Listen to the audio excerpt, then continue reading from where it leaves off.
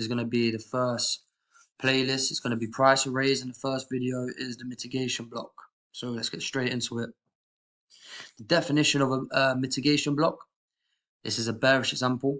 A mitigation block is when price action makes a swing high, then a retracement, then a failure swing high, respecting the current highs. We then want to see a swing low disrespecting the lows, causing a market structure shift.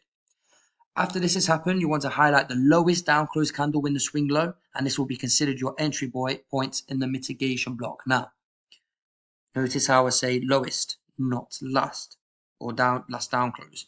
This is due to the fact in some cases, the last candle is not always the lowest. It could be the one before, So just keep an eye out. The lowest is always the mitigation, not the last. Vice versa for bullish. But what to know?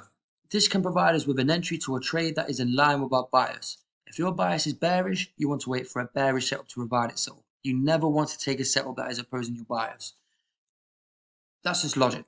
If you go onto the daily time frame or the 4-hour time frame and you see, okay, I think price is going to go down, yeah, and you're confident, you've got all the confluences to back it up.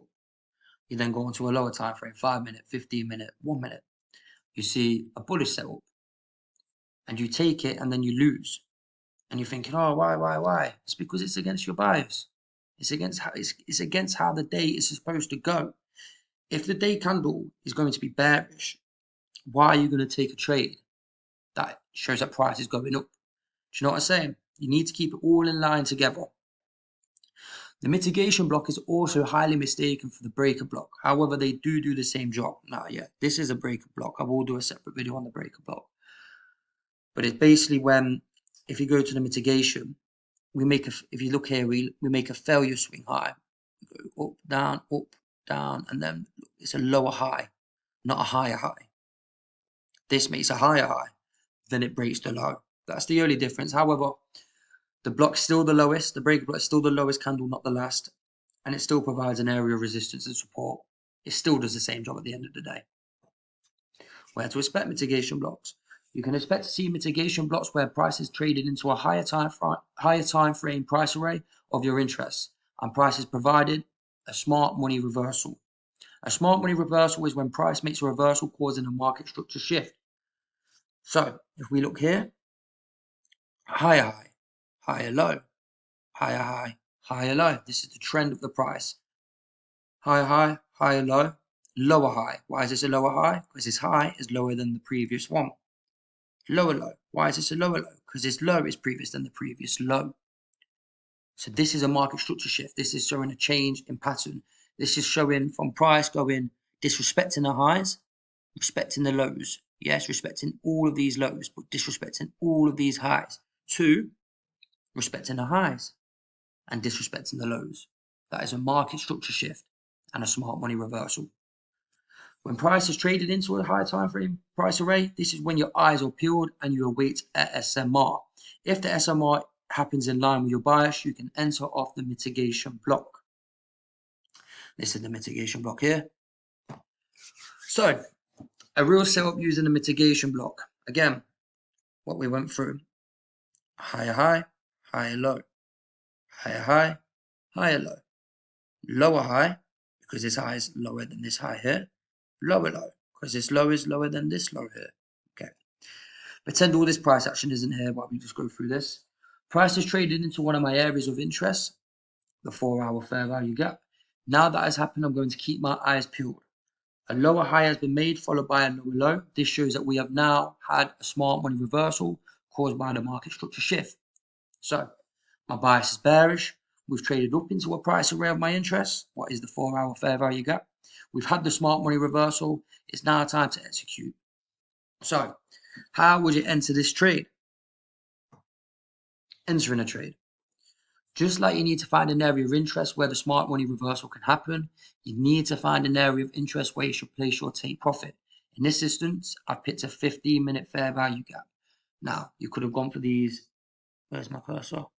Could have gone for these lows here. You could have gone for these lows here. You need to think about where price is in premium and discount. If you don't know what premium and discount is, it is our next video. So we'll be going through that shortly. Your stop loss. So your stop loss should always go to an area where price, if it traveled to, it will make the trade invalid. So what I mean by that is, if price decided to keep on going higher past this high, it's more than likely means that price is going to continue going higher. So you want to be out the trade. You want to be out. You don't want to be in this trade no more. So you put it somewhere that's invalid. You won't put your stop down here because your trade could be valid. What happens if it didn't enter off the mitigation block instead of off the order block? You know, so always put it somewhere where it would make your trade invalid. For this instance, we put it above the high. If price traveled above this high, we know our bias was wrong and we would want to be out of the trade. The stop loss is there to protect you from losing more than you wish. So if you have a 0.5 risk of a 10K account, you're risking $50. If you didn't have this stop loss and price kept on going higher, you're risking a lot more. And if that happens, you can go into a massive drawdown or lose your funded account. And none of us want that. And boom, just like that, price entered on the mitigation block and went straight to our area of interest for the take profit, the 15-minute fair value gap. We've got 1.5 Rs, what is a great trade. Don't listen to any different. If people say, 5, 6 Rs, 7, 8 Rs minimum, blah, blah, blah. In the long run, this just doesn't work. It just don't work. Just go for the small wins. Don't get me wrong. You're not going to get 1.5 R all the time. You're going to get the 2s. You're going to get the 3s. But still take a trade if it's a 1.3, if it's a 1.2, 1.5. As long as everything adds up, it's worth the trade. So yeah, hope you enjoyed. The next video is going to be on premium and discount. That's going to be coming out a week after this one. So I hope we see you again there. Take care.